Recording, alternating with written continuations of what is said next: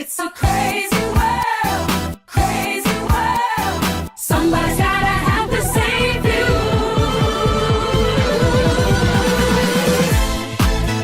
It's a crazy world. It's a crazy world.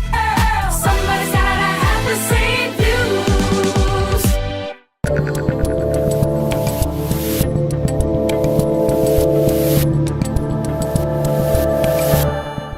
All right, people, it is October 16th, 2024. I assume you know who I am. I assume you know what show you're watching, and I guess I should assume you know what the date is. But anyway, here we are. We're live streaming on Rumble, YouTube, and Locals. You probably know that, too, because you're watching on one of them. We got a post-game show, RubinReport.locals.com. You probably know that because you watch all the time. And yesterday, by the way, over 1 million people tuned in to our live show yesterday. That is a bananas number for the hour-long. Oh, I didn't even know we had a graphic there. Look at that, 1 million people in less than 24 hours watching. That's just on YouTube. That's not including Rumble. That's not including Locals. That's not including Spotify, Apple Podcasts, et cetera, et cetera. Those numbers completely blow CNN and MSNBC and the rest of them out of the water, even their prime time, but certainly their daytime programming. And I just want to thank you guys. And I think that's indicative of really everything we talk about here, this split that's now occurring between mainstream media and what's happening online. And you guys appreciate a little truth and a little humor and a couple F-bombs now and again. And I will try not to fail you during today's program. We're going to be doing just the 20-day out stuff. It's a lot of Trump. It's a lot of Kamala. We got some polling. We got some media mockery and some stuff about election shenanigans. So let's just dive right into it.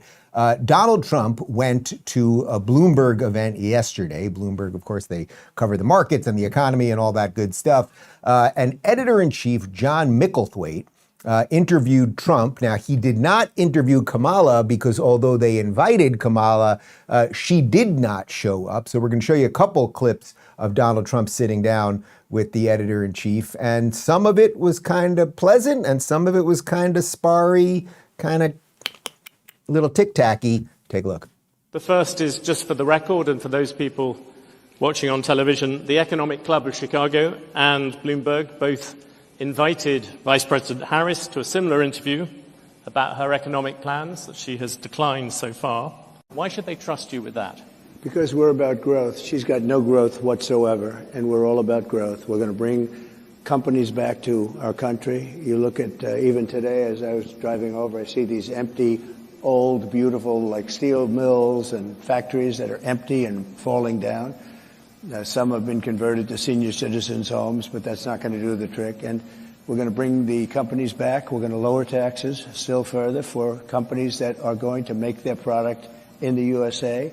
We're going to protect those companies with strong tariffs, because I'm a believer in tariffs. I'm not sure that you are. I don't think you are, but I congratulate you on your career.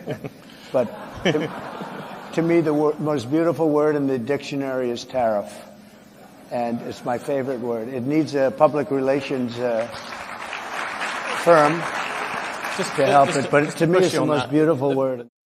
Okay, so we're going to dive a bit more into tariffs and some of the granular stuff there. But first off, so look, it's important to note, this is a big economic event. Kamala, of course, cannot go on stage and really defend any of her record in an unedited interview, certainly not about economics, which she knows basically nothing about.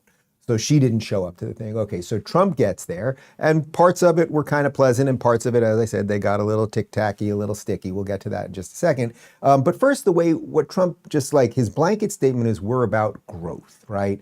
And then I like how he connects it to, I was driving here today, we see these factories that no longer are operating. You can't turn them into old age homes. We have to figure out ways to bring businesses in. And then he explains how you would do that. How would you do that? Well, you have to create a business-friendly environment. You would lower taxes so that businesses are like, oh, that would be a good place to do business in. I can pay less tax. I can get buildings cheaper. I can hire more employees, et cetera, right? And then they get into it about tariffs. Now, Trump likes tariffs because what Trump wants is low taxes for American companies to make American-made products, and then you tax the stuff that's coming from overseas. Now, a lot of people, as he said, it can be a dangerous word. People think that if you put tariffs on things, that it somehow is going to cause all prices to rise. That's not Trump's position. So here's just a couple moments of Trump going and explaining, well, this is some of his better stuff. I think it's 4 or 5 moments during the interview.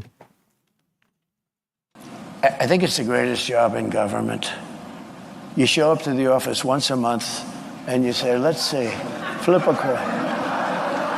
And everybody talks about you like you're a god. Oh, what will he do? I mean, before, the guy used to walk into my office, he was like begging. Oh, he was fine. But you did talk about, you talked about removing him once. I did, because he was keeping the rates too high. Yeah. And I was right. What does the Wall Street Journal know? They've been wrong about everything. So have you, by the way. You've been wrong about You're trying to turn this. You're trying to turn this. You've been wrong. No, you're trying to turn this into debate. There are business people. There are business you're wrong. people. You've been wrong. You've been wrong all your life on this stuff. We're going to put tariffs on them, and they're going to do. And you know what they can do? The Mercedes-Benz will start building in the United States, and they have a little bit. But you know what they really are? Assembly, like in South Carolina. But they build everything in Germany, and then they assemble it here. They get away with murder because they say, oh, yes, we're building cars. They don't build cars. They take them out of a box and they assemble them. We could have our child do it. How about this? Gavin Newsom, he's the governor of California. Newsom. He signed Newsom, I call him. Yeah.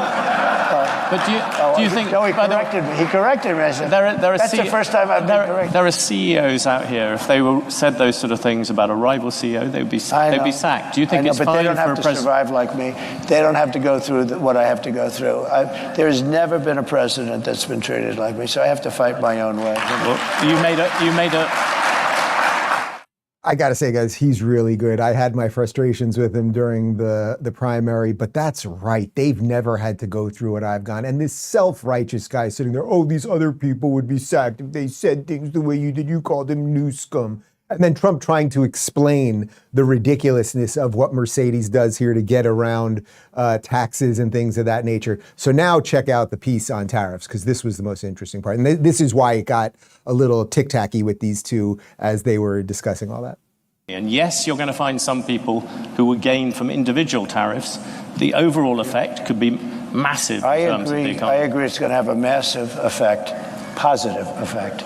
It's going to be a positive, not a negative. Well, just let me just tell you. No, let me tell you. I know how committed you are to this, and it must be hard for you to, spend 25 years talking about tariffs as being negative, and then have somebody explain to you that you're totally wrong. It'll have a negative. It will have. I'll go a step further. 40 if million, you don't 40 do million, this, President Trump, 40 million, no 40 chance. million jobs is a lot of jobs to rely on. They're all coming back. Those are 40 million jobs. Those are 40 million jobs in America that rely on trade. Are you ready? John Deere, great company. They announced about a year ago they're going to build big plants outside of the United States, right? They're going to build them in Mexico. And you threatened them with tariffs and they stopped. That's right. I said, if John Deere builds those plants and not selling anything into the United States, they just announced yesterday they're probably not going to build the plants, okay? I kept the jobs here. Okay, so the reason I'm showing you that is that whether you agree fully with Trump's position on tariffs or not, or whether we should be taxing imports and how that affects the American economy and all of those things, when Trump is talking about those things, he obviously knows what he's talking about, right? You may not agree exactly with his the end result of his economic policies. Let's just put that aside for a moment. But the point is, the guy shows up to events. He tells you what he thinks. He not only does he tell you what he thinks, he tells you why he even speaks a certain way. No one's gone through what I've gone through. And he damn well is right. The guy has almost been shot twice in the last 3 months or so. Now let's compare that to the way the media treats him when he does do things like that. Because you could argue that was a pretty hostile interview, right? Or not even hostile. It was an effective interview. Two people who have different positions on things that weren't given an inch. That's what we need more of. Now let's jump over to the harpies of The View. Here are Joy Behar and Whoopi Goldberg explaining that Donald Trump never does what we literally just showed you him doing. But Trump, he won't even take questions from his own supporters. He starts dancing to, the time to say goodbye. And she will go into enemy territory. That shows you that she has more... What?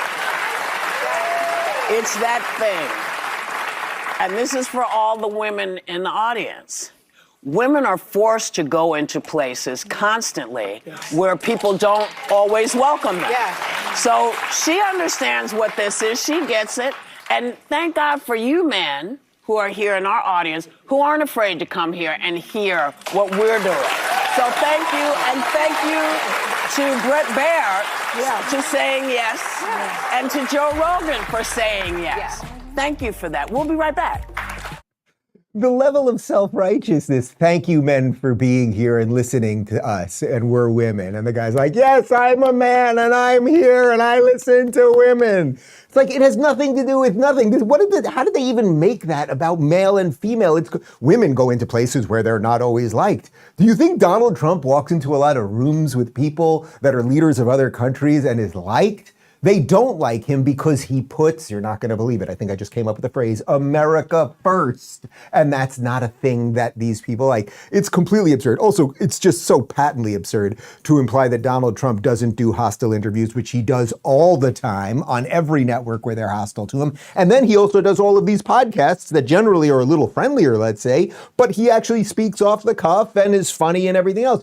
That is in stark contrast to the AI candidate that they're supporting, who just did Stephen Colbert and did Howard Stern and who did The View, et cetera, et cetera. So once again, it's like, lady, Joy, just get a mirror. And I know it might be frightening what you see on the other side of it, but seriously, lady, it would help. It would help. Guys, let's talk about preserved gold for a minute, and then we'll have more on the AI candidate they're trying to install 20 days from now. We're living in unpredictable times with digital currencies on the rise, a whopping $35 trillion in national debt, and inflation still at a 40-year high. For these reasons and more, the Big Short traders, known for their successful bet against the housing market back in 2008, are warning that Americans don't have enough gold in their portfolios. Their advice comes amid massive central bank gold buying taking place globally and spiraling $35 trillion national debt lingering across the U.S. That's why you should strongly consider physical gold and silver to help protect your retirement accounts like IRAs and 401ks. Preserve Gold is giving away a no-cost, no-obligation free wealth protection guide that contains 25-plus pages of detailed information and insights. Learn how you can put physical gold and silver into an IRA or 401k and even purchase precious metals for delivery directly to your home. All you need to do is text the word DAVE to 50505. Preserve Gold has hundreds of 5-star reviews and millions of dollars in trusted transactions with satisfied clients. As an exclusive offer to my viewers, in addition to their free guide, you can also get up to $15,000 in free gold and silver with a qualified purchase. Just text DAVE to 50505 to receive this exclusive offer. All right, so AI candidate Kamala Harris, she's making the rounds, and we just heard Joy Behar say she loves those hostile interviews. She takes those tough questions, unlike Donald Trump. Well, here she is on Lenny's show. You guys know Lenny. They call him Charlamagne the God, but his name is Lenny. I prefer to call him Lenny. She went on Lenny's show, and they talked about reparations and how scary Donald Trump is, because that's tough stuff to deal with on a radio show with someone that's going to vote for you. So my agenda, well, first of all, on the point of reparations, it has to be studied. There's no question about that. And I've been very clear about that position. In terms of my immediate plan, I will tell you a few of the following. One, as it relates to the economy, which is a lot of what you have addressed. Look, I grew up in the middle class. My mother, worked hard, raised me and my sister. And by the time I was in high school, she was able to afford our first home. I know what it means for an individual and a family to have home ownership. I also know, in the context of history, nobody got 40 acres and a mule. Donald Trump would go into the Department of Justice and manipulate it in such a way that it would be used as a weapon against his political enemies. Yeah, he's going to lock y'all up if he gets back in office. Well, by the way, you should look at his words. I don't think that you as a journalist should feel so sure that 100%. I'm out of here. Journalists, judges, others. And you know who does that? Dictators do that. Other countries do that. Wow, what a powerfully combative interview that was. We're both going to be put in jail by that scary orange man. By the way, Kamala, Lenny is not a journalist. I am not a journalist. We are people who tell you what we think. for a living. That is very different than journalism, right? Now, I happen to be doing something closer to journalism than most people that call themselves journalists, but that's a separate issue entirely. So, of course, it's the usual stuff. First off, allow me to just say, if I can loosely quote Caddyshack here, the judge in Caddyshack, as it pertains to reparations, you'll get nothing and like it. Okay, no, reparations, no, you do not get them. And that should just end the reparation conversation right there. However, if you're watching this and you're one of these men at The View who are clapping like this, or you're a guilty white person, or you're Sonny Hostin, who's grandparents or great-grandparents were slave owners, how about you give reparations? Why do you need the government to force you to do something good? No one in my family owned slaves, and even if they did, I'm not guilty of my ancestors, and no one's guilty of their ancestors. But if you feel so attached to this idea of guilt, unearned guilt, by the way, well, then go ahead. Why do you need the government to come in and be like, damn you, you better give up that cash? How about just do it out of the goodness of your own heart? Or is it that your heart is actually black and empty? I think that might be it. That's that. And then as the other part, yes, Donald Trump is going to come and jail the podcasters. That's what he's going to do. It's you freaks who are demonetizing people and censoring videos and working with the government to change algorithms and all of the stuff that we now know you've been doing thanks to the Twitter files and much more. But Kamala sits there in a highly combative interview. They're going to arrest me and they're going to arrest me. Oh my God.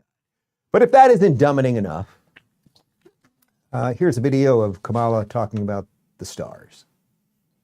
There's this whole, I talked with somebody once who said, if you just look at where the stars are in the sky, don't look at them as just random things. If you just look at them as points, look at the constellation, what does it show you? So you just outlined it, Roland. What does it show you? We had a full moon here in Miami last night. Did you guys see it? It was rather bright and beautiful. And I was playing basketball at night. We barely needed the lights on the court because it was so bright. And I came home and I walked outside with Luke. It was about 8 p.m. and he said, moon, moon. And that actually is far more intellectually impactful than anything she just said right there. The kid is 2 years old. He knows it's the moon. I don't know what the hell she's talking about. Nobody knows what the hell she's talking about. She just puts words together to get to the end of the sentence so that the media can then say, oh my God, she said a complete sentence. This is why they want to censor the internet, videos like this. Because here is Kamala repeatedly talking about how she prosecuted transnational crime organizations when she was Attorney General of California. And look what they do. Look what the wizards of the internet do right beneath it. Quite clever. I have prosecuted transnational criminal organizations. So I'm the only person on this stage who has prosecuted transnational criminal organizations. Was as a prosecutor, and I have prosecuted transnational criminal organizations. He's the one that took on the transnational gangs. I went after the transnational gangs. I went after transnational gangs, drug cartels, and human traffickers who came into our country illegally. I have personally prosecuted transnational criminal organizations. I have taken on transnational criminal organizations. The old adage goes, a meme is worth 1,000 words, and that's it right there, right? So she's prosecuted transnational organizations. I thought they were for trans. It's all very confusing to me. But at the same time, somehow under her administration for the last 4 years, there's been more child sex trafficking than ever before. And that is exactly why they want to censor the internet. We'll talk a bit more about Kamala's campaign messaging in a moment, but first let's talk about Bright Core Nutrition. Wouldn't it be great if we didn't have to get older? Wrinkling skin, losing our hair, brittle nails, aches in our joints. I want to tell you about Revive, the superior collagen powder that delivers real noticeable results. Containing 5 types of collagen, hyaluronic acid, biotin, and vitamin C, this powerful formula works synergistically to keep you looking younger. Many collagen products on the market today simply don't deliver results, whether it's reducing aches and pains, strengthening hair and nails, or keeping your skin smooth and youthful. Revive does it all. Revive is the fountain of youth. Your skin will be more radiant, tint with less wrinkles, and your hair will be thicker, shinier, and more luscious than ever. Just look at mine. Experience the unmatched benefits of Revive, because feeling and looking your best starts from within. You'll see the difference in the mirror in no time. Revive is easy to mix, all natural, non-GMO, 100% made in the good old US of A, and available in 2 delicious flavors. Revive, real results inside and out. Go to mybrightcore.com to get 25% off with code Rubin, or call the number below to get 50% off your entire order. And now back to me. All right. So as you guys know, look, the policies of Kamala Harris are not good. The media's run and cover for her. They lie for her. They lie against Trump. Okay, we can do all that stuff all day long, and you guys get it already. The other thing that they do, the main driver of all of it, is fear. That is mostly what they have left. And that means for the next 20 days, they are going to go out of control with fear. So that's why Lenny can sit across from Kamala and go, they're going to arrest you. And she can go, no, they're going to arrest you. Oh my God, can we share a cell? Here is more fear mongering that Donald Trump will come for people like them. He's talking about the enemy within our country, Pennsylvania. He's talking about that he considers anyone who doesn't support him or who will not bend to his will an enemy of our country. It's a serious issue. He is saying that he would use the military to go after them. Think about this. All right, first off, lady, he's saying he would use the military to go after illegals, and he's largely talking about the drug cartels and the Venezuelan gangs, et cetera, et cetera. As for the enemy within, when you guys call Donald Trump a fascist and a white supremacist, and you call his supporters neo-Nazis, would that be sort of like calling them the enemy within, or is that something else altogether? I'm pretty sure it's the same thing. And of course, they just never make the distinction. Donald Trump is not coming for anyone that is legally here that he disagrees with, but getting rid of the illegals, particularly the ones that are doing crime, that might be something that he does. I don't even know if he's going to be able to do it. Like, it's a monumental Herculean task. I don't know if he's going to be able to do it. But just the way they lie about everything. He's a fascist. You're all white supremacists. Oh my God, he's talking about the enemy within. Like, the absurdity, the ability to lie and manipulate the truth. It to some extent, you have to admire it. You really do. Not what they do, but how they do it. Here's Tim Walz, the guy that she chose for VP. I don't know why, but here's just some video of him. You are the dancing queen, young and sweet, only 17. Dancing queen, feel the beat from the tambourine. We didn't have a great segue for that. It was just kind of like, why wouldn't we play that video? And everybody likes a little ah-bah before noon, am I right? His wife, Gwen Walz, if you think he's pandering and his hands are always flying all over the place and he seems to have no control, what is it with Democrats and the inability to control their bodies? Kamala's constantly like this and he's waving like this and like whatever. I'd rather have Trump, a little this. That seems better to me. Anyway, Gwen Walz, Tim Walz's wife, or probably Beard, here she is talking to people like they are 3-year-olds, which is probably the intellectual level of most of their base. Hey, Kamala HQ. I'm Gwen Walz, and I have been an educator for a really long time, and I'm here with an assignment for you today. It's due on November 5th. Now I'm going to put my teacher glasses on because this is really serious, like a final, and there's no late work. I need you to take yourself and 3 friends to the ballot box and make your voice heard. You have to vote. I'm going to repeat that again. You and 3 of your friends have to make your voices heard by voting.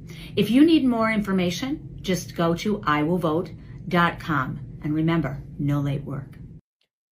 If I was doing this show and talking to you with my glasses down like this, and I was telling you to vote for Donald Trump, like everything about them is fake. Everything about them is inauthentic. Everything about them is lowest common denominator, and how dumb do they think their base is? Fairly dumb, and it also explains why they want everybody in public school, because you can dumb in the population over time, and then you get a woman talking to you like a third grader with glasses down on her nose like the librarian, and you think it's something genius. It's really incredible. Kamala's married to a man by the name of Doug Emhoff. Doug Emhoff banged the nanny, correct? He banged the nanny in the previous marriage, also had this child who turned into a Hamas supporter. And here's Doug, who banged the nanny with the Hamas supporting daughter. This is not the time to be like, oh, I'll do it later. I'll register later. I'll check my out-of-state mail voting later. The time is now, because I've checked in with people and they have been so thankful that I've reminded them to mail everything in. So that's my biggest message, is reach out to your peers. Connor said to me before the show when we were looking at that she looks like every Seinfeld character mashed into one. Like she's half Elaine, half George. You could throw a little Jerry in there with a big shirt, and then actually she's tall and lanky like Kramer. It's all there. But she's literally a Hamas supporter. Doug Emhoff banged the nanny. Kamala Harris banged Montel Williams. The other woman is talking like this. These people don't know what economics are. We're in a lot of trouble, people. Let's talk about coffee, and then we'll have a little more on the other side. We always rave about 1775's coffee, but they've stepped it up with some new additions. If you're serious about your mornings, their protein creamer is a game changer. With 10 grams of whey protein per serving, this isn't your average cup of joe. Whether you're fasting to keep your energy up or building strength for that extra boost, whey protein helps with recovery and keeps your metabolism firing. We're here to help you perform at your best while others just load you with fat and sugar. Looking at you, Duncan. In addition to the creamer, 1775 Coffee just launched new coffee pods, making it easier to take 1775 on the go while still delivering the same high quality and single origin beans. And if you're after a real mental edge, their new brain-boosting mushroom blend will have you more focused than a big tech exec scrambling to figure out how to deal with Rumble. Head on over to 1775coffee.com, grab your protein creamer, and check out the new lineup. Fuel your day with products that deliver. Use code Rubin to get 15% off. All right, so from the husband who banged the nanny with the daughter who supports Hamas, let's jump over to the televised mental institution known as MSNBC. There is some concern there that the polling is not looking great for Kamala. With just over 3 weeks until Election Day, former President Trump and Vice President Harris are now tied among registered voters, 48 to 48%. The 5-point lead Harris held after the presidential debate a month ago is now gone. Donald Trump's approval rating, now 48%, is higher than his job rating was at any point during his presidency.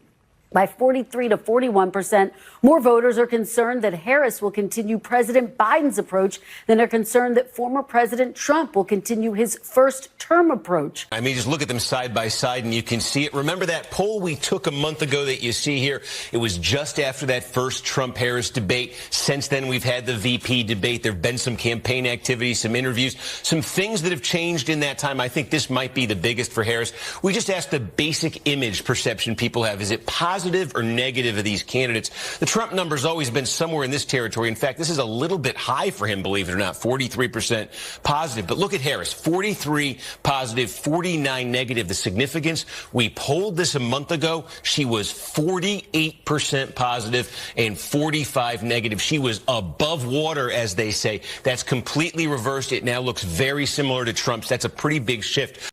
Okay, so something interesting is happening here. And remember yesterday we showed you that video of David Sachs from the All In podcast talking about the doom loop. And that does seem to be what Kamala is in right now, because there was a weird thing. They thought, all right, she cooed the old man. Now we can just install her and protect her, right? We have an entire machine dedicated to protecting her. We have a corporate machine and corporate media. We have big tech on our side. We'll just protect her and hide her. When they realized that the protect and hide wasn't working as well as they thought, then they thought, okay, we'll just put her in these ridiculously easy interviews, with the exception of that 160 Minutes one, which was more difficult, and that one was an abject disaster. But even in the easy ones, she failed because she's so deeply inauthentic. So the more people find out about her, the less they like her. Now, so that's sort of the doom loop. What's happening with Trump is actually the reverse. Everyone knows everything you could possibly know about Trump. Like, talk to anyone on planet Earth right now, and everyone in the most remote jungle of Africa to the tundra of Canada or anywhere else you want to go, they have some opinion on Donald Trump. There's very few people who are like, I've just changed my feelings about Donald Trump. Now, there are people who are evolving towards voting for Donald Trump because they see the lunacy of the left and they're starting to remember, it was pretty good under Trump, especially in those first 2 years pre-COVID. So something's happening. The more they see of Kamala, the less they like her. And as Trump just kind of gets out there more, does these combative interviews, shows that it's fight, fight, fight, and they can try to shoot me and I'm still out there and I'm going to go to the Bloomberg thing and argue about tariffs and do all that stuff, then people keep coming around to him. They see the sense of humor on the podcast, et cetera, et cetera. Anyway, let's jump back to MSNBC because obviously when they see numbers like that, that is cause for concern because these people are mentally unwell. If you listen to Democrats, the worst, the whiners out there, the worst couple days of polling literally since Herbert Hoover lost to FDR. So what? How? Please, I want to understand this political thing. I'm just a simple caveman country lawyer. There are some reasons why Democrats, there's a case for panic. There's a case, there's data out there that should alarm Democrats. And you go through and look at some of those things. When you hear people like Alyssa Slotkin in Michigan or Tammy Baldwin in Wisconsin privately telling people that the vice president's behind in those states, that's a good reason to worry. You look at her numbers with African-American voters, her numbers with Hispanic voters, that's a good reason to worry. Okay, so they're acknowledging reality, right? We know this thing about men not really being into her, and they're very concerned that black men aren't into her, and Hispanics are not into her. She should see what's going on in my basketball group chat with all of my Venezuelans and Cubans down here in Miami. We got 24 out of 25 Trump supporters. One guy, a Canadian, he's a little confused. We're working on him. The point of all of this is that at some point, they cannot hide the reality. Joe Scarborough, the fact that this man is on television still is so mind-blowing that like 3 days before they had the complete Biden implosion of the debate, that he was talking about how Joe Biden is sharper than ever. Like that in a normal situation, you could not be that bad at your job and not be fired. But he's, as you know, he is there to lie. That's literally why he has the chair at the desk with his wife. And the fact that they're married is also completely insane.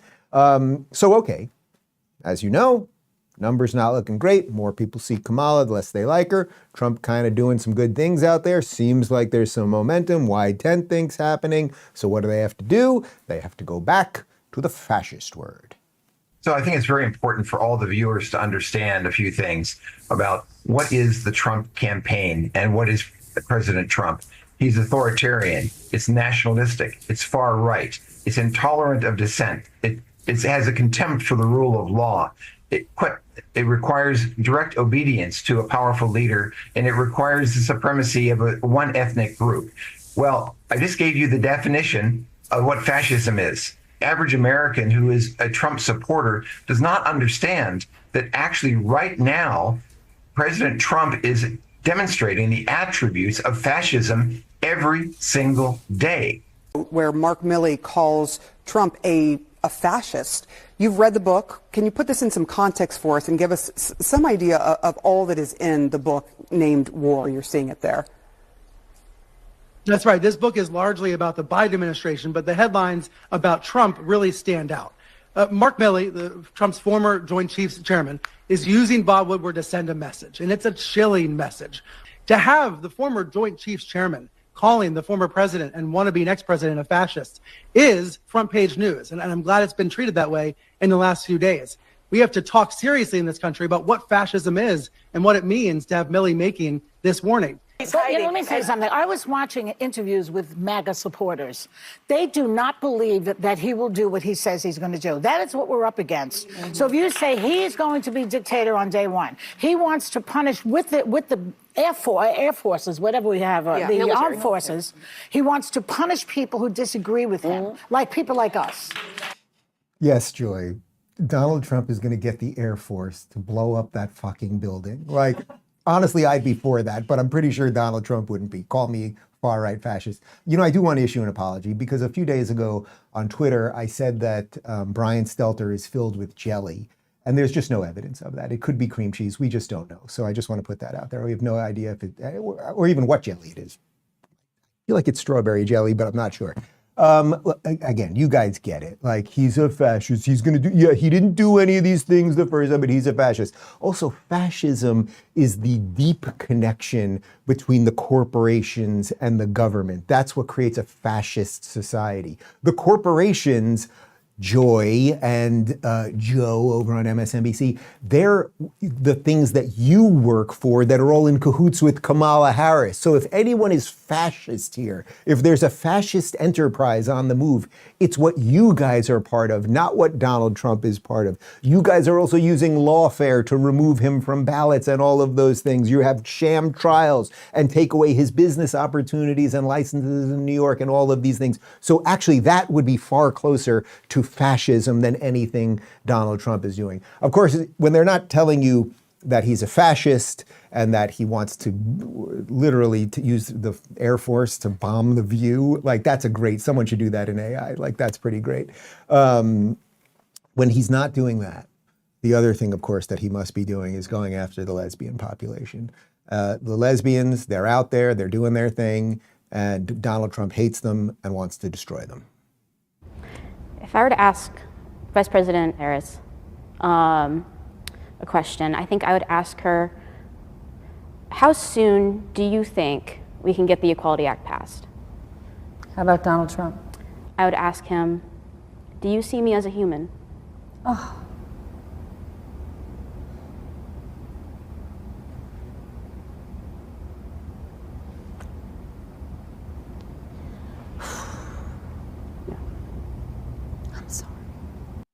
Good God, what theater Stephanie ruled there. I'm sorry. First off, I don't know if that was a lesbian. That might have been a trans person or a boy or a girl or whatever. Whatever you are, you're a human. I don't think Donald Trump doesn't think you're a human. As for the Equality Act, I'll read to you what the Equality Act is, because that's what that either lesbian or trans person wants. The Equality Act would expand the definition of public accommodations to include places that offer goods, services, transportation, or entertainment. It would also prohibit discrimination in public spaces and federally funded programs. These are all things that we have.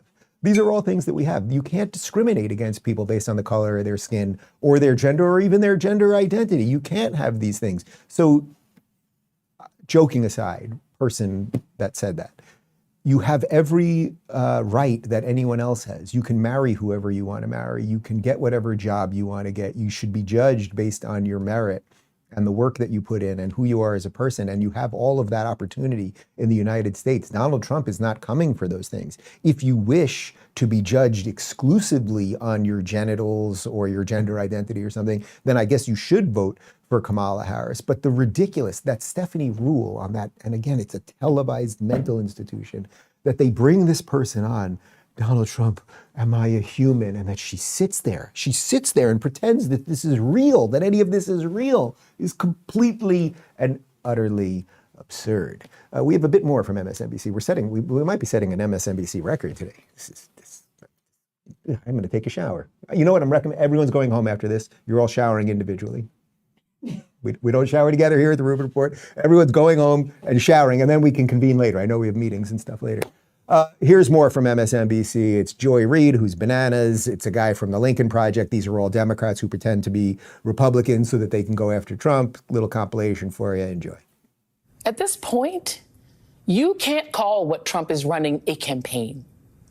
As friend of the show David Corn points out in Mother Jones, what Trump and J.D. Vance and House and Senate Republicans are running is a massive disinformation campaign aimed at warping Americans' reality. And they're doing it with violent, terrifying, and sometimes bizarre conspiracy theories that set the table for maybe armed resistance to a Kamala Harris win or mass acceptance of American fascism. Trump and Republicans, backed by far right-wing billionaires like Elon Musk and right-wing media and anti-woman manosphere podcasts, are creating social media or gaming social media apps like X Twitter in Trump's favor and pumping disinformation into the brains of Trump supporters. Not quite foreign interference, but not exactly different from what Vladimir Putin would do. What they want to do is they want to win the election night until the inauguration. And if they can go in and they can violently disrupt these counting centers, how will states be able to certify elections? He burned down a county center in Arizona. How does the governor certify those elections? What world are we in then?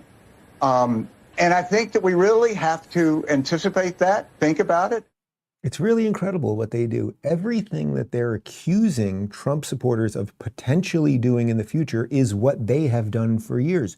Who has been burning down our cities, whether it's the Hamas Hezbollah rallies or the Antifa BLM rallies, right? Who is it that's taking down our monuments, attacking the White House, attacking federal courthouses in Portland, like all of the stuff? Who is it? I think you know who it is. But potentially in the future, they might do a thing. Sure, it's our people been doing it, but don't look over there. 'Cause over, So that's that, right? That's that. And then joy, far-right billionaires like Elon Musk. Far-right billionaires like Elon Musk. Elon Musk has been a Democrat his entire life. He voted for a Republican for the first time 2 years ago because as he started waking up, he was like, oh, maybe we should have a border in this country. Elon Musk, who undoubtedly is pro-choice. Elon Musk, who undoubtedly is for gay marriage. I'm so sick of talking about these things. Elon Musk, who in a sane world is just a standard sort of nominal liberal, but you just throw these terms around like far-right billionaire. And then, of course, she's also going after the manosphere podcasters, which I assume includes people like me, because did you guys know that you're watching this on the manosphere? Scary. Anyway, when they talk about how the Trump people want to just upend the elections and everything else, what actually they mean is, oh, maybe, not maybe, it's what we're doing right now, we the Democrats. Check this out from the Daily Wire. The Biden-Harris administration announced Friday that it was filing a lawsuit against the state of Virginia for enforcing voter integrity laws in the state that aim to curb illegal voting in elections. Assistant Attorney General Kristen Clark, who has a history of espousing racist views, claimed without evidence that Virginia's move to increase election integrity was an 11th hour effort intended in part to disenfranchise qualified voters. The DOJ claimed that it was doing so because it was too close to the November 5th general election to remove voters. However, Virginia Governor Glenn Youngkin's executive order requiring that non-citizens be removed from voter rolls was signed on August 7th, 2024, exactly 90 days before the election day. The problem is the people who are being removed from the voter rolls are not, in fact, voters because they are not citizens, says Youngkin. Youngkin said that the lawsuit was a desperate attempt to attack the legitimacy of elections in the Commonwealth, the very crucible of the American democracy. And here's some video of Virginia Governor Glenn Youngkin explaining how insane what the DOJ is doing right now. So they are trying to keep people who should not be on the voter rolls on the voter rolls. That bill was signed in 2006, and it requires us to use DMV data where people self-identify as non-citizens to then go through a process of removing them from the voter rolls if they're on the voter rolls. And guess what? That's exactly what we've been doing. It's been happening for 18 years. Democrat governors, even Terry McAuliffe and Ralph Northam, used this process all the way up through into October. And that's exactly what we're doing in Virginia today is someone walks into the DMV, they identify themselves as a non-citizen.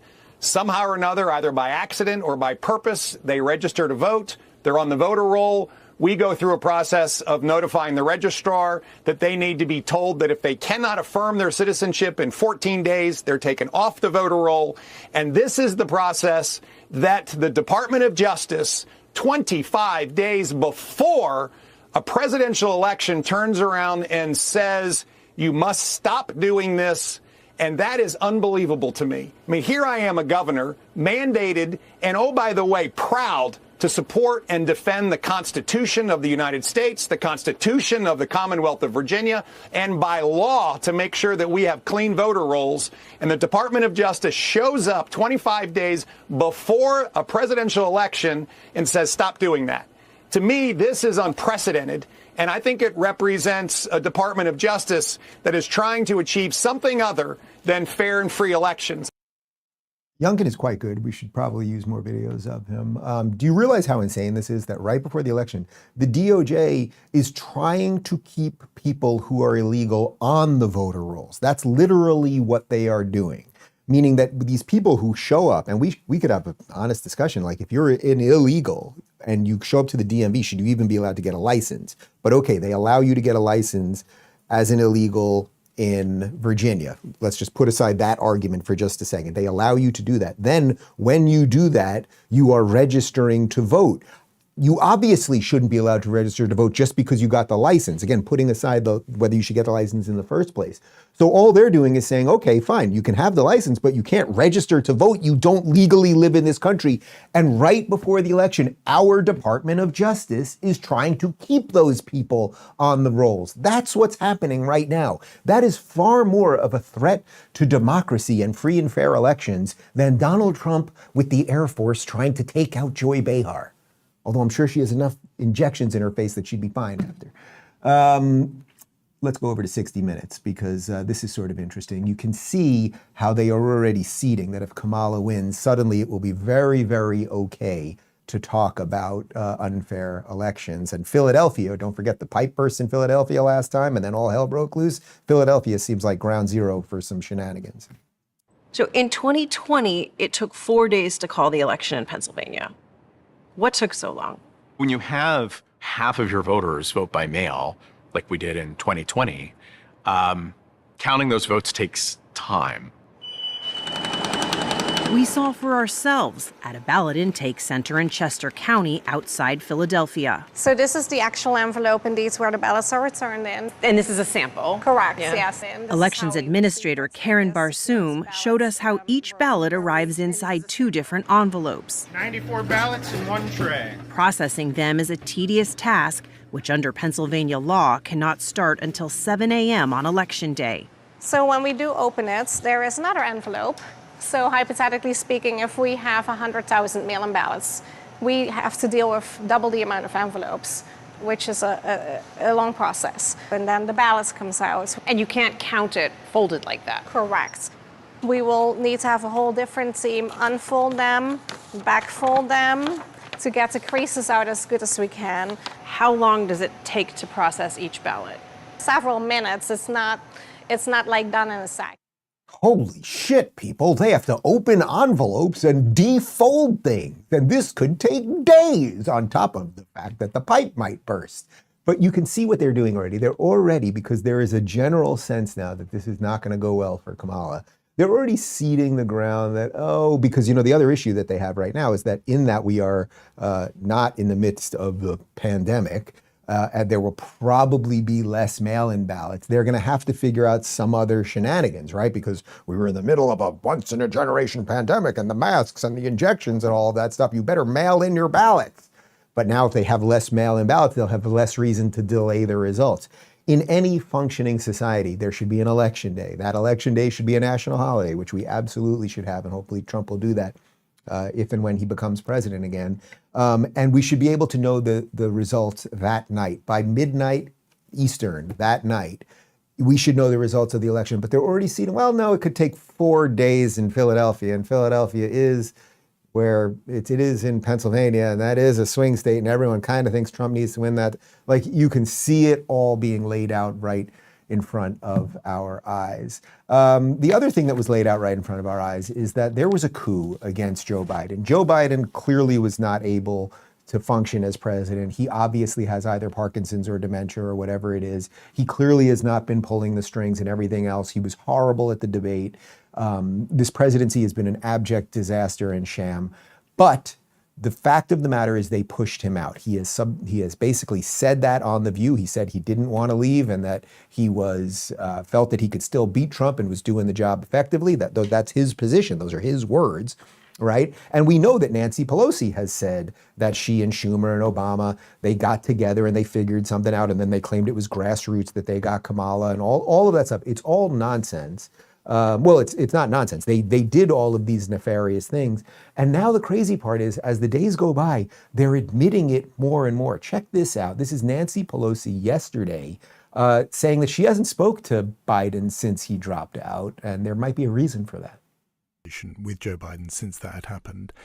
That's a couple of months have passed since. Have you had a conversation since? Not since then, no. So... But I'm prayerful about it. I have the greatest respect for him. I think he's one of the great consequential presidents of our country. I think his legacy had to be protected. I didn't see that happening in the course that it was on, the election was on. My call was just to let's get on a better course. He will make the decision as to what that is, and he made that decision. But I think he has some unease with, because we've been friends for decades. Look, let me just say this. Elections are decisions. You decide to win. I decided a while ago that Donald Trump will never set foot in the White House again as president of the United States. She's evil. I mean, that last line there, that is more evil than anything you've ever heard Donald Trump say. I decided Donald Trump will never step foot in the White House again. Who are you? Who died and made you king? I know you think you are, but you are not. So she is the evil authoritarian you have to watch out for. Also, the fact that Biden has not spoke to her once since stepping down because he's pissed. And do you know why he's pissed? Because Nancy Pelosi, Chuck Schumer, Barack Obama, and Kamala Harris sat him down and they said, Kamala is going to pull the 25th Amendment on you if you don't step away. And that's why Biden is still pissed. That's also why last week Biden was throwing Kamala under the bus as it pertained to the hurricane here in Florida and Ron DeSantis' response to it, because he's not happy with these people. So look, I have no love for Biden, but what they did, Kamala Harris would be more suited to be in jail than to be in the White House. They did something deeply criminal here. I know no one's going to ever pay a price for it. Nobody pays a price for anything. The show just continues. But we should all know it. And the fact that she's admitting it, she's admitting it. It was my call. That's what she said. What? Of course, Biden, all of that being said, Biden is just still not doing great. Here he is saying the complete reverse of what he meant to say. She beat Trump so badly in the debate, he's scared to death to meet her again. That's a fact. Tough guy, right? Tough guy. Can you play that one again, just for effect? She beat Trump so badly in the debate, he's scared to death to meet her again. That's a fact. Tough guy, right? Tough guy. Right. So again, it's like he doesn't know what he's saying. He shouldn't have been president. He certainly shouldn't be president again, but that's no excuse to coup the guy. Let's connect this to what potentially could happen in these last 20 days, because everyone always talks about the October surprise, and it's like, what the hell could happen this time between Russia, Ukraine, between the Middle East, between whatever unrest they can do here in the country and everything else. So let's just jump back for a moment to 2020, because you guys remember, of course, our summer of love and the chaos on the streets and everything else. We have a compilation of a couple of the headlines from back then, which of course were all George Floyd related. I'll just read a couple of them to you. Deadline, last week tonight, John Oliver talks George Floyd protests Trump's library of racist maxims and importance of voting by mail. You don't say. From NBC, think before telling protesters for George Floyd to vote, remember not all of them are allowed to. From the American Prospect, the first major elections of the George Floyd era. And Children's Defense Fund, vote by mail is a racial justice issue. So you can see how they combined all of these things, which turned into massive riots and destroying monuments and burning down Pep Boys and Target. Why do they always go after Pep Boys? I don't know. And stealing TVs in the name of racial justice and everything else. So the reason I'm showing you that is we almost had another George Floyd incident in this last week. Check this out. It's a graphic image you're going to see in just a second. From Andy No. Breaking, Fairfax County, Virginia police have released the body camera footage of the Asian American officer who shot dead a 6'5" black assailant who surprise attacked him with a knife on September 16th. The shooting renewed calls for action by BLM activists. Okay, so there was a woman who attacked this police officer. Police officer happened to be Asian. That doesn't fit into the intersectional matrix of oppression. And a black assailant. So usually if the black person has the knife or the gun, they don't care about that. They automatically are the oppressed one. A little bit more on this story. It's a little bit of tongue-in-cheek here from Aaron Wexler, my friend. So this is the video. So not the video. This is the image, obviously.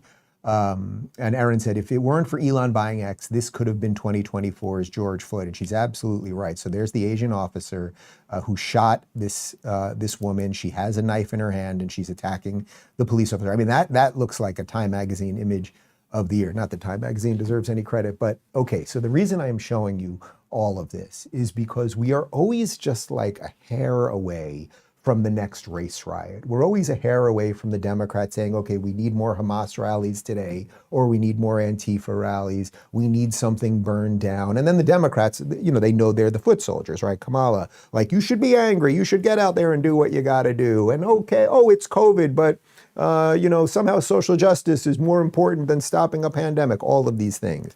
So we got very freaking close to that, had this gone the wrong way. But thankfully, because of X, as Aaron just pointed out, it's so obvious that this woman had a knife that hopefully this doesn't become anything. Like, it doesn't just burst forth another BLM movement right before the election. Now I want to jump over to CNN. And I always tell you that it's interesting what they do at CNN, because you always have the table of like 5 lefties, and then they throw in one sort of conservative-leaning person. We've shown you a bunch of videos of Scott Jennings lately, who's the sort of token conservative doing a nice job over there. There's another guy by the name of James Girdusky. I've met him a couple times here in Miami, trying to explain the Ferguson and George Floyd effect right before an election to some of the other CNN hosts. And watch this. This is really wild.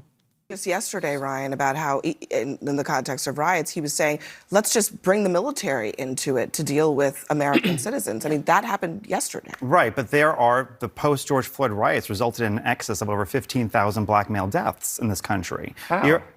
How? Yeah. The surge of violent crime, it was like Ferguson, the Ferguson effect and the Floyd effect. Respectfully, you got to explain to me how George Floyd's death. Yeah. Because I need causation here. Yes, you really are because what happens is after the Ferguson riot and after the Floyd riot, policemen, in fear of their jobs many times and political coverage, pull back from their jobs, resulting in an increased level of homicide. I got to stop you there because, hold on. You can look at the Washington Post. Ryan, we got to stop you there because you're literally making a connection out of your own conjecture. No, you cannot it's just a real do thing. that. Look up the Ferguson effect. Look up the Floyd effect. It is a real term. You cannot it's a real term. I didn't make this up. Invent a connection between two things just because you want that connection to be there. It's literal, like a name. It's a real thing. You can look it up. Right. It could be a right thing.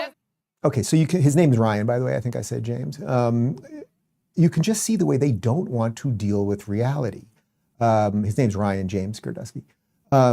The George Floyd effect, there are several headlines. You can check them yourself if you search on CNN. They talk about the George Floyd effect, the Ferguson effect, et cetera. And they completely disregard what he's saying as misinformation. And again, why? The broader point would be, why is it always one person trying to calmly make points and then everyone else sort of piling on them? Check out this tweet from Georgetown WBB. Georgetown women's basketball mourns the tragic loss of Sydney Wilson. She graduated in 2013, forever a Hoya. And there she is. That, of course, is the girl that had the knife and almost killed the police officer. Community Notes on Twitter got a hold of that one and wrote, Sydney Wilson attempted to stab a police officer who then shot her in self-defense. Elon Musk retweeted it and said, Community Notes is hoax kryptonite. So look, you might think this is a bit of a non sequitur because we're not hearing about this story in the mainstream media. So you're like, why is this so important? But it's exactly important for the reason I just laid out. That story right there, that girl's name could be the next George Floyd. But thankfully, because Elon Musk, who MSNBC earlier in the show, Joy Reid called a far-right billionaire, something like that, because he bought Twitter and then allowed it to have something like Community Notes, a fact-checking apparatus, so that the images of her with the knife would get out there. Because in a world pre-Elon's owning of X/Twitter, that would have never got out there. So then people would have been saying, oh my God, this Asian police officer shot this black woman and he had no reason to do it, and they'd be burning the cities again. But now we have a little force field against that stuff. And it's important to acknowledge that, because otherwise this could have just been another one. We could be in 20 days of riots right now because of this exact story, but we are not, thankfully. What sits with this, of course, also is that so many people in this country are so confused over race as it relates to violence. And there are quite literally probably 100 million people who think that there are police officers running around trying to shoot black people. And it simply is not true. My friend Charlie Kirk from Turning Point USA, he goes to these college campuses all of the time, and he debunks a lot of this nonsense. And we thought it would be appropriate to show you this one. How many unarmed black people, on average, are by police a year? Well, I'd have to look up that statistic. Guess. Probably over 50%. Yeah, it's 15 people a year. 15. And that's not my number. That's the Washington Post that came up with it and did a national crime survey. And they even were generous and they said unarmed, meaning you had a nearby or you had a knife that you dropped. So you're talking about police for an incident that happens 15 times a year in a country of 350 million people. Well, how come, my question to you then, how come you see it so often on social media? Because that's a good question, Andrew, because you're being propagandized. You're being brainwashed is the name of this tour. And I'm here to tell you that you see it, so you actually don't see it as often as you think. This is emotional targeted videoing to have you think that something exists when it doesn't. We look at the data like, oh, it's 15 times a year. 15 times a year, and it's even lower than that. But do you know what does happen a lot every single year? Is that there's over 100,000 doses every single year. We don't talk about that. We should. You know, we should. I totally agree, right? But yet we have this whole thing about police brutality, and no one can ever give me examples where there's too many police, and that's okay. I'm not just picking on you. Just in general, it's easy to get caught up in the abstractions. It's easy to get caught up in the parade and in all the bedlam. But when you dive into it, you realize that it's all brainwashing and it's propaganda. Serious cred, Charlie, because you can see this young man comes in there wondering about this police brutality, police shooting of black people issue that the media has just so lied about for so long. Charlie calmly disassembles it with stats. 15 unarmed black people. Washington Post is admitting that. 15 unarmed black people. They never want to talk about the amount of black people that shoot black people in Chicago, et cetera, et cetera. You guys get all that. But then the follow-up, once this kid is confronted with the statistic, what does he go, well, why do we see it so much? And then Charlie calmly explains why, because there is, I mean, this is what every one of our shows about. There is an entire machine designed to lie to you, to keep you hating the people you shouldn't hate, and keep you enslaved to a group of people that don't really like you very much, to be quite honest. So to end the show, how can we separate ourselves from that? How can we separate ourselves from the fact that so many people have been brainwashed? Well, what you've got to do is get some skin in the game. And if you are sending your kids to school where they are learning the wrong things, if they are learning that America is evil, if they are learning that their genitals have nothing to do with their gender, if they're learning that the police are hunting down black people, then you've got to get them out of those schools. You've got to you have to take them away from the radiation that is melting their brains. Jordan Peterson. And this is specific advice for parents. If you have your children in a school and they talk about equity, and there's class, and they talk about equity, diversity, inclusivity, white privilege, systemic racism, any of that, you take your children out of the class. They're not being educated, they're being indoctrinated. And there's absolutely no excuse for it. There is no excuse for it. There is no excuse for it. We all let it happen for too long. We are now seeing the fruits of that with a political party in this country that largely hates America, with a media class that lies about everything to retain power, with a group of people of a certain age that refuse to let go. And we have a chance. We have 20 days now. The answer is not only political, but we have 20 days at the political level to fix this thing. Let's see what happens. Post-game show, RubinReport.locals.com in about 30 seconds. Adios. Buddy, you're a boy, make a big noise, playing in the street, gonna be a big man.